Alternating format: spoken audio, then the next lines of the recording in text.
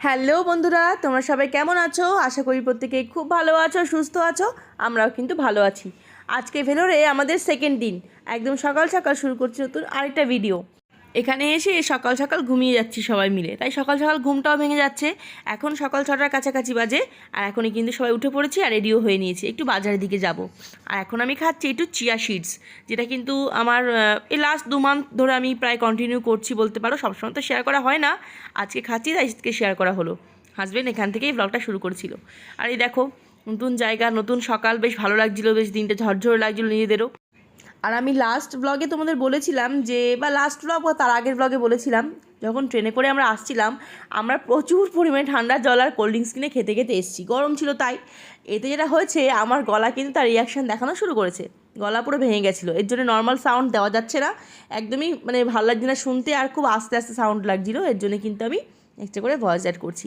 তো এখানে আমি বলতে বলতে এটাই যাচ্ছিলাম যে বাজারে যাচ্ছি, নতুন একটা জায়গা, দেখা যাক বাজারে কী পাওয়া যায় বা কী আমরা কিনতে পারি সেরকম আর কি। গতকাল রাত্রে যখন গেলাম তখন সবজি সেরকম কিছু আহামরি কিনতে পারিনি, কারণ সবজি রাত্রে ভালো ছিল না, তাই সকালে যাচ্ছি। মা বাবা সবাইকে নিয়েই যাচ্ছি, তাদেরও একটু ঘুরিয়ে আনা হবে। আর দেখো, এটা আমাদের লজের সামনে একটা খুব সুন্দর পাহাড়, যেটা কিন্তু যেতে আসতে দেখি আমরা সবসময়, আর দেখলেই কিন্তু মনটা খুব ভালো হয়ে যায়। আর এই দেখো, এখন মায়ের হাত ধরে আস্তে আস্তে নিয়ে যাচ্ছি। এখান থেকে 30 সেকেন্ড লাগে মেন রোড, মানে আমাদের লজ থেকে 30 সেকেন্ডের মধ্যেই লজ চলে যাওয়া যায়, বড় জোর 1 মিনিট ধরলাম। তো সেখান থেকে অটো ধরবো, 10 টাকা করে ভাড়া নেবে, চলে যাবো সিএমসির সামনে, সেখানেই মার্কেট। আর যেহেতু প্রথমবার গেছি, এর জন্য মার্কেট সম্পর্কে ঠিকমতো জ্ঞান ছিল না, বাট পরবর্তীকালে মার্কেট চেঞ্জ করেছি, কেন কী বৃত্তান্ত সেটা নিশ্চয়ই জানতে পারবে। তবে এখন একটু বলে রাখি, সিএমসির সামনের মার্কেটটা সবজির প্রাইস বেশ চড়া আমাদের মনে হয়েছে, ভালোই চড়া, এমনকি মাছের দামও কিন্তু প্রায় ডবল।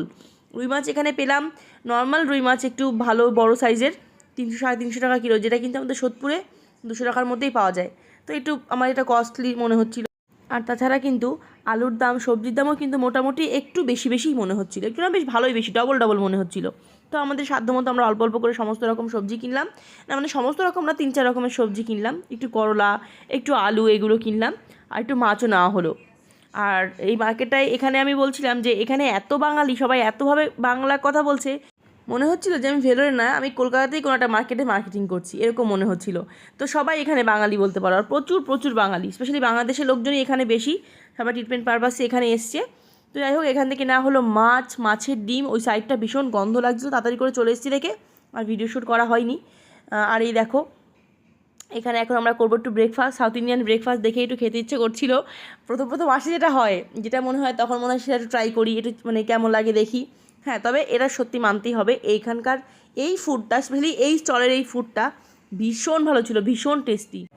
বড়া ছিল, তার তারপরে পুরি ছিল, ডাল পুরি টাইপের একটা পুরি, তার সঙ্গে নানারকম ফ্লেভারের চাটনি ছিল, বাদামের চাটনি, এসব নানারকম খাবার দিয়ে আমরা সকালের খাবারটা এখান থেকে খেয়ে এসেছিলাম, যদি বাড়িতে এসে আর কোনো কিছু খাবার দাবার খেতে না হয় বা তৈরি করতে না হয়।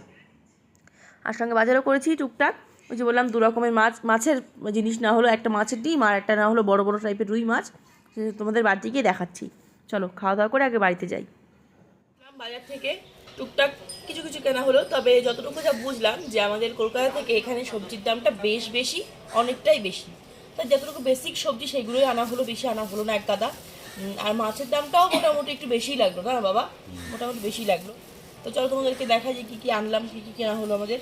প্রথমে যেটা আনা হলো এই যে সজনে ডাঁটা, মা বাবার ফেভারিট খাবার সব থেকে গরমে, এই যে সজনে ডাঁটা আনা হলো। এটা নিল 530 টাকা, কিন্তু প্রথমে বলছিল 240 টাকা ওই দোকানগুলোতে, না মা, শুরুর দিকে দোকান বলছিল 240 টাকা, সেখান থেকে কমতে 530 টাকায় আনা হয়েছে, ঠিকই আছে। আর 500 আম আনা হচ্ছে, কাঁচা আম, টক খেতে হবে, এটা 30 টাকা। আচ্ছা, এখানেই রাখছি, পরিষ্কার জায়গা, পর ধুয়ে তুলবো। আনা হচ্ছে 1 কিলো আলু, 35 টাকা। 30 টাকা নিল না, 20 টাকা নিল,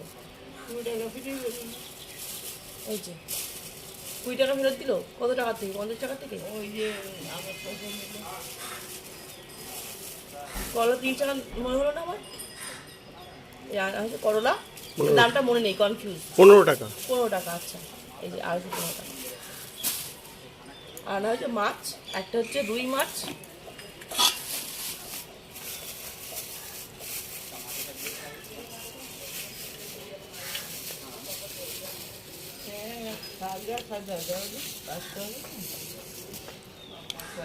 বেশ হেভি হেভি ভালো ওজনের ফ্রেশ রুই মাছ। মাছ ছোয়া যায় বাইজে।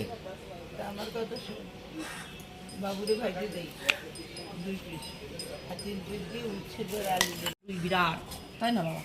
মাথাগুলো জিজ্ঞেস করলাম কত, আজকে তো আনবো না, জিজ্ঞেস করো ওর মাথা দিয়ে দেখুন দিয়ে রাখবে।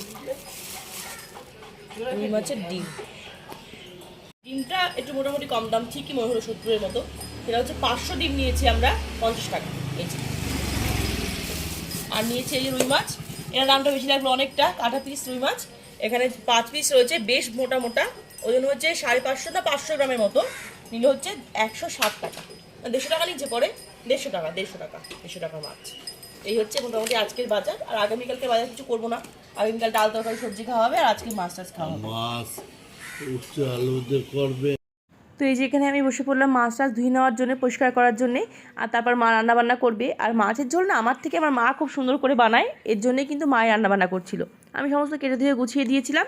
আর হ্যাঁ, মা রোজ রান্না করেনি, মা তো অসুস্থ ছিল, বুঝতেই পারো। আর যে পরিমাণ গরম, এর জন্য মাকে রোজ রান্না করতে দেবো এটা তো সম্ভব না। তো আজকে মা করেছিল, আর মাছের ডিমটা আমি করেছিলাম। তো যাই হোক, এখন মা মাছ ঝোলটা বসিয়েও দিল। আর মায়ের হাতে মাছের ঝোল খেতেই বাবা সব থেকে বেশি পছন্দ করে, এর জন্য কিন্তু মায়ের দায়িত্ব নিয়ে তৈরি করলো আর কি। তো তারপরে আমি এরপরেই আর কি আমি ডিমটাও করে নিয়েছিলাম। তারপরে আর কি লাঞ্চ করব একটু পরে, আগে রান্নাবান্না হয়ে যাক তারপরে। দেখো মাছের পিসগুলো কত বড়, কিন্তু সত্যি কথা বলতে অনেস্ট রিভিউ যেটা বলি, টেস্ট কিন্তু একদমই ভালো ছিল না। এত বড় মাছের পিস দেখলেই খেতে ইচ্ছে করবে তেমন কিন্তু ব্যাপার না আর কি, মানে কোনো স্বাদই ছিল না বলতে পারো। নেহাত আমার মায়ের হাতের গুণ আছে যে আলু আর করলা দিয়ে বেশ মাখা মাখা তরকারি করেছিল, ওটাই খেতে ভালো লাগছিলো। আর কিন্তু মাছটা আমার একদম ভালো লাগেনি। তো এই দিনই ফার্স্ট ছিল মাছ আনা, আর এই দিনই লাস্ট। রুই মাছ আমরা আর কখনোই কিন্তু আনিনি, যে কদিন ছিলাম ডিম সবজি, আর এই দিন মাছ নিয়েছিলাম। তোমাদের সঙ্গে সেটা পরে শেয়ার করবো, সেটা অন্য মাছ, এই মাছ নয়। হ্যাঁ হ্যাঁ ঠিক আছে, মাছও মাছ বাবা, ফুলে খুব সুন্দর।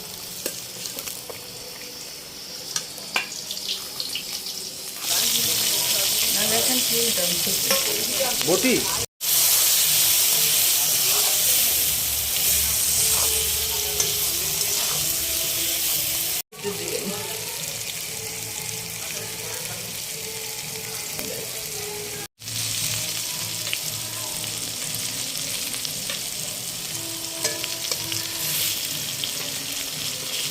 তেলটা রেখে দিই মা, হ্যাঁ পরে গরম গরম করতে দিনে লাগবে।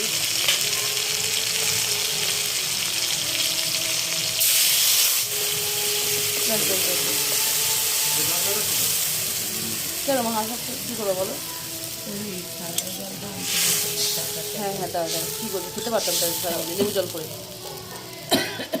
তো এই দেখো রেডি হয়ে গেল একদম হালকা পাতলা মাছের ঝোল।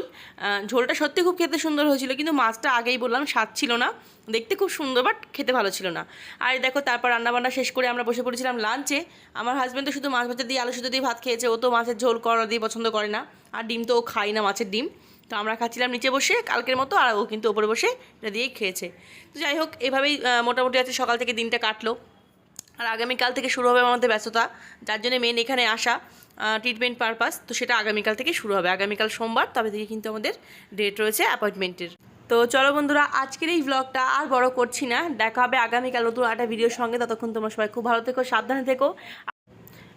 নতুন নতুন ভিডিও নিয়ে আসতে চলেছি এইখানকার, এই ভেলোরের স্পেশাল ব্লগ বলতে পারো। আর এই দেখো এখন আমি লাঞ্চ করছি আমার খুব প্রিয় একটা জিনিস দিয়ে, সেটা হচ্ছে মাছের ডিম। তুলনায় বলতে পারো মাছের থেকে মাছের ডিমের টেস্ট ছিল তাও একটুখানি, আর মোটামুটি ভালো করে একটুখানি ভুজিয়া টাইপের করেছিলাম, তাই তো খেতে পেরেছি আর কি। তো চলো, হ্যাঁ তোমরা সবাই খুব ভালো থেকো, আর নতুন নতুন ব্লগ নিয়ে আসছি, আশা করি তোমাদের প্রত্যেকটা ব্লগ ভালো লাগবে। নতুন জায়গায় এসে আমরা দিনগুলো কী করে কাটাচ্ছি, আর মায়ের ট্রিটমেন্টের সমস্ত আপডেট কিন্তু আমি একে একে সমস্ত ব্লগে দিতে থাকবো, ঠিক আছে? তো চলো সবাইকে টাটা, তোমরা সবাই খুব ভালো থেকো, দেখা হচ্ছে আমাদের খুব শীঘ্রই নতুন ভিডিওর সঙ্গে।